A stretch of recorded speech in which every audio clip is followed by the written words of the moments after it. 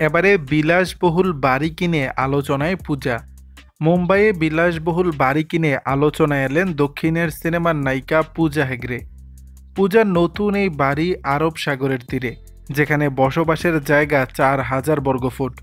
মুম্বাইয়ের অন্যতম ব্যয়বহুল এলাকা বান্দ্রায় নতুন বাড়িতে তিনি শিগগিরই উঠবেন বলে তার ঘনিষ্ঠ সূত্র জানিয়েছে। পূজা হেগড়ের জন্ম মুম্বাইয়ে। একের পর এক হিট ছবিতে দেখা গেছে তাকে। রাধে শ্যাম সহ আরও বেশ কিছু আলোচিত সিনেমায় কাজ করেছেন। নানা কারণে আলোচনায়ও থাকছেন। এবার শিরোনামে এলেন বাড়ি কিনে।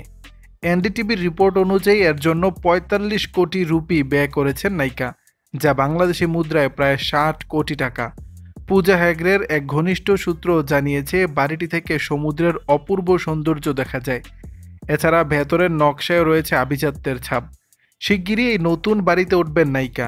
এ খবর প্রকাশ্যে আসতেই সহকর্মীরা অভিনন্দন জানাতে শুরু করেছেন অভিনেত্রীকে। এছাড়া পূজার ভক্তরাও তার অনেক প্রশংসা করেছেন।